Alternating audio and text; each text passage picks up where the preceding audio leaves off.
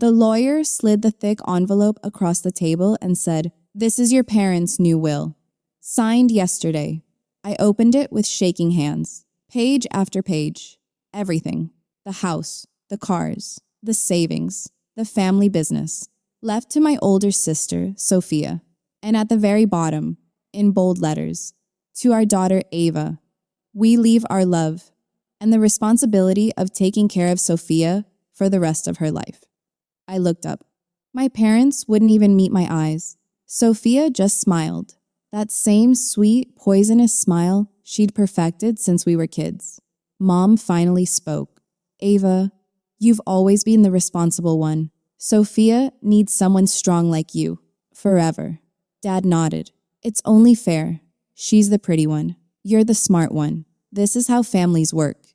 I felt the paper cut my finger. A drop of blood fell on the line that turned me into a lifetime servant. And in that second, something inside me snapped so loudly I swear the lawyer heard it. I folded the will slowly, tucked it into my bag, stood up, and said the calmest sentence of my life. "Don't worry, Mom. Dad, Sophia, I'll take care of her. Better than you ever imagined." They thought I was accepting my fate. They had no idea I was declaring war. My name is Ava, and this is the story of how I stopped being the family doormat and started owning the entire house they tried to take from me. It started 19 years ago, when Sophia learned that tears could buy her the world. I was 8. She was 11. She cried that her legs hurt. Doctors found nothing. But suddenly, she had a wheelchair, a private tutor, and my bedroom. Because Sophia needs the bigger room with the better light. I moved to the attic. No one asked how I felt. By the time we were teenagers, the script was perfect. Sophia wanted to be an influencer. That meant professional photo shoots, designer clothes, trips to Dubai for content. Who paid? Me. Every cent I earned from tutoring, from weekend jobs, from the scholarships I won, went straight into Sophia's ring light fund. Mom's favorite line, "Ava, stop being selfish. Your sister has anxiety." Dad's favorite line, "Ava, real beauty is rare. You wouldn't understand. You got the brains instead."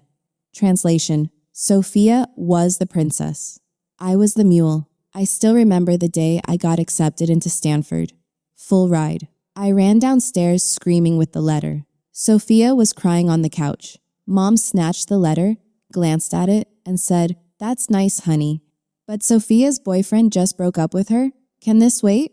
The letter disappeared into a drawer. We never spoke of it again. I graduated top of my class anyway.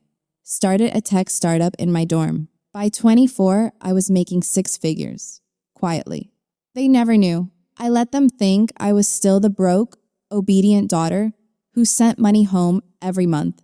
For Sophia's medical bills. There were no medical bills. Only shopping sprees in Paris. Then came the final betrayal. The will. They didn't just disinherit me, they enslaved me. Legally. A lifelong caretaker clause.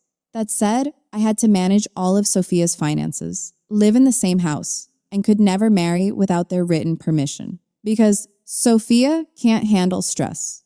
That night, I sat in my childhood attic, now a storage room, and opened the secret bank account I'd been hiding for 6 years. Balance, $4.7 million. And I smiled for the first time in decades. The revenge didn't start with screaming. It started with silence. Deadly, beautiful silence. 3 weeks after the will reading, I moved back home. They were shocked.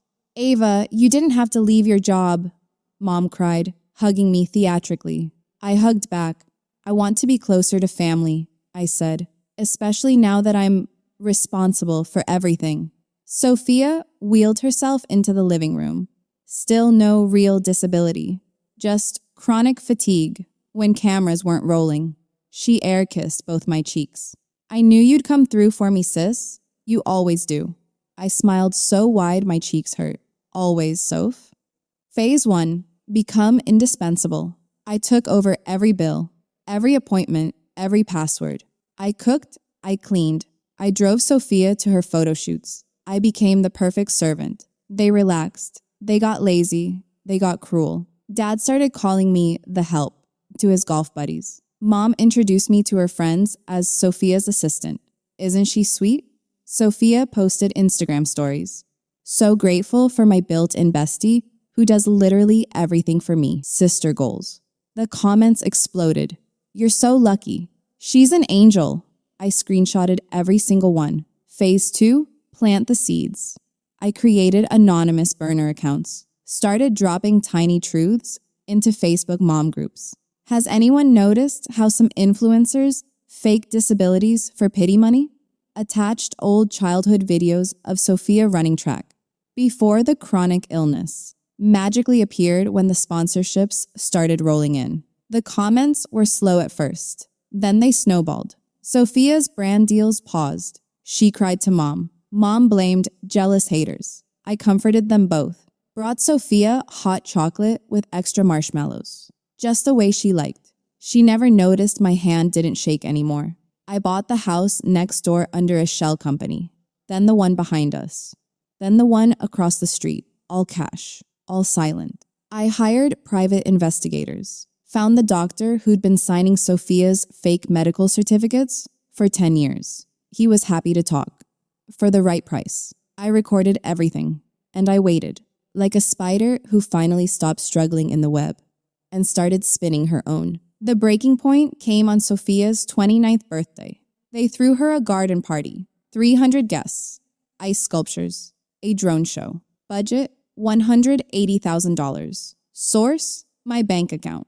The one they still thought held $43.52. I wore the ugliest maid-style dress I could find. Served champagne with a smile. Dad patted my head in front of his friends. Good girl, Ava. Keep the glasses full. Sophia blew out her candles and wished, out loud, I wish Ava never leaves me. She's literally my property now, right? The crowd laughed. Someone filmed it. That clip went viral within hours. That night, I sat on the attic floor and opened the safe I'd installed behind the wallpaper. Inside, every document, every recording, every fake medical file, every shell company deed, and one more thing, the original will, with my forged signatures already perfectly replicated. I'd practiced for months. At 3:17 a.m., I walked downstairs in silence. Mom and Dad were passed out drunk on the couch. Sophia was live streaming her birthday haul to 1.2 million followers. I stood behind the camera, just out of frame, and pressed record on my phone. Then I spoke. Calm, clear, lethal. Sophia? She turned annoyed. Ava, I'm live. Tell them about the wheelchair, I said. She laughed nervously. What are you talking about? I wheeled the spare chair from the hallway, the one she only used for photos, and pushed it into frame. Stand up. Her face went white.